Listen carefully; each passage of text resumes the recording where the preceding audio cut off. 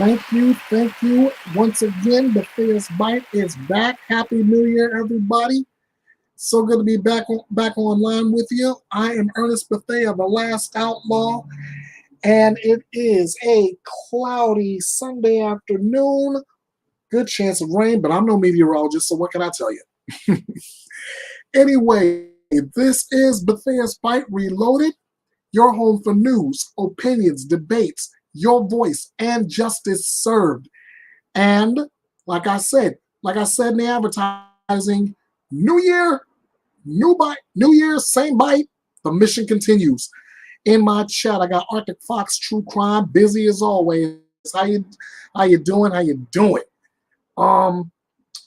Yeah, the mission continues because I've got 1, 2, 3, 4 cases that I covered over the holidays, and 1 current missing person courtesy of Arctic Fox True Crime that I can get to today. But like I said, the mission continues. Just because I took a break doesn't mean true crime hasn't. In fact, let me start with a little something that went down over just before Christmas. This happened in Minneapolis, Minnesota. Sit tight. I'm gonna mute, and you're gonna hear this for yourself.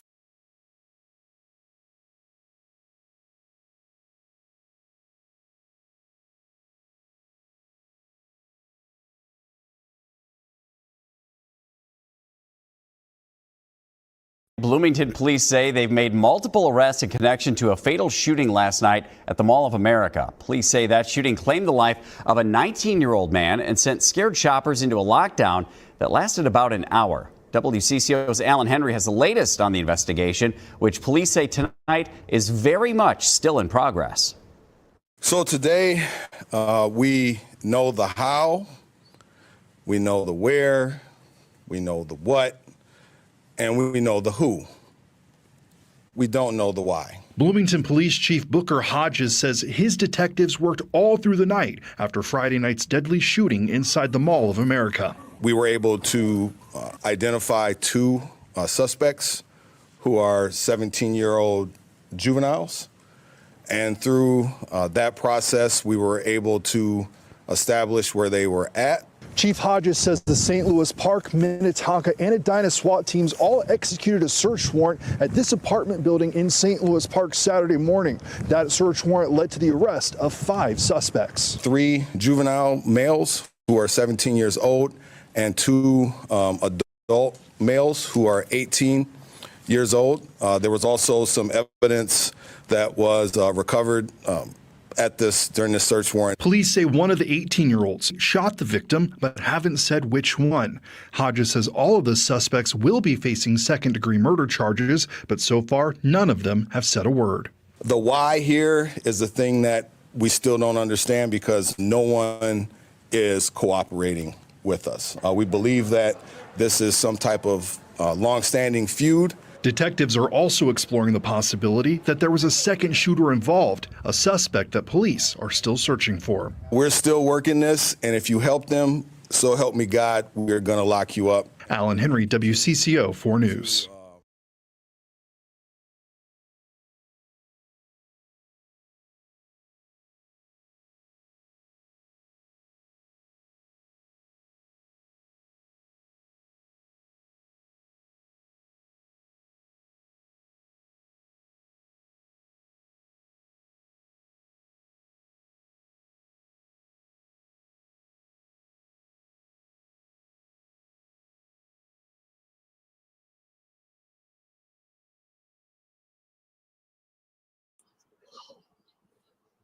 It makes absolutely 0 sense, ladies and gentlemen. Absolutely no sense at all. A 19-year-old man dead, 5 suspects, and not a one of them are talking. I guess they know all the rules.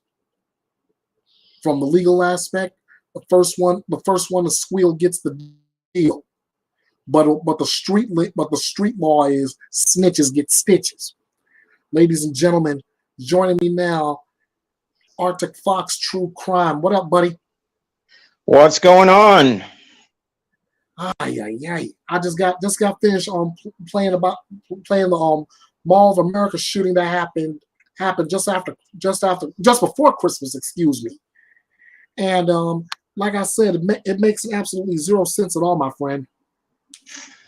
Oh, I agree, but like I said, we've got 6-year-olds fucking shooting their teachers at school today. So, Oh God, that's like practically the cherry on top of everything. Just getting back on here after the holidays.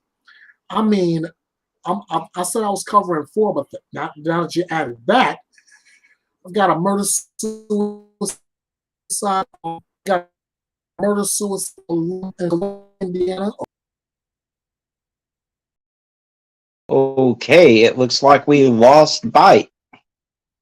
I know he's got a big show planned for us, and I'm sure he'll be back up here as soon as he can. But yeah, I mean, it has been a crazy, crazy news week. Hey, Juju, good to see you.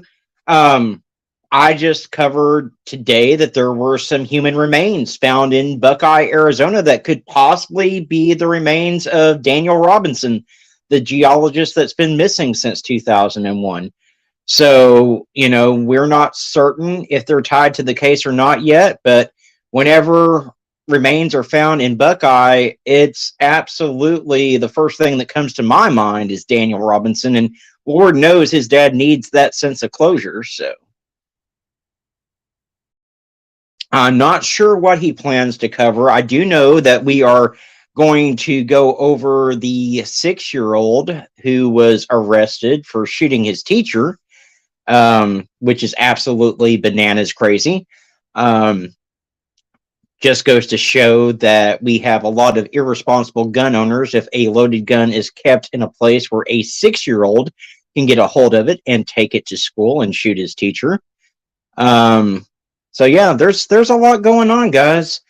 I covered a case earlier on my channel out of Canada where we have 3 missing Indigenous women who have gone missing, and law enforcement flat out says they believe that these 3 women are in a landfill, but they're not going to go search the landfill for them.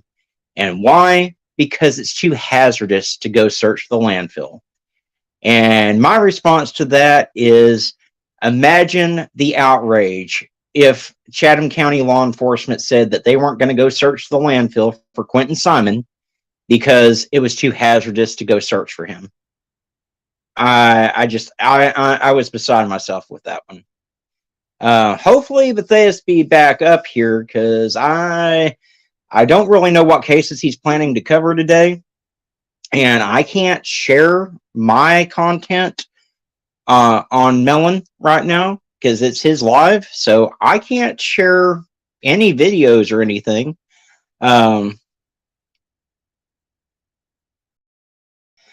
Well, I mean, and I agree. I'm, like I said in my video, I'm all for people's rights to own a gun, to protect themselves and to protect their families.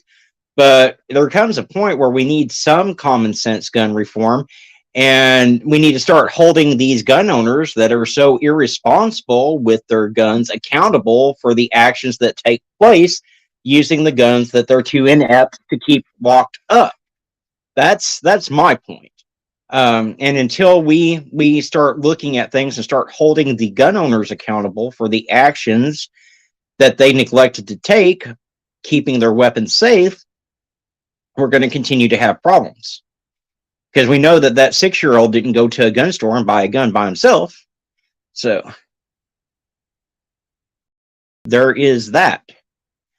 And so that's where I'm coming from with that. And again, I don't know what happened to Byte's connection, how he managed to drop off of here, but hopefully he'll be back up here soon. I know I'm due on another panel here in about 45 minutes. We're going to be talking about the Mark Fullerton case over on another channel. So hopefully Matthias will get back up here soon.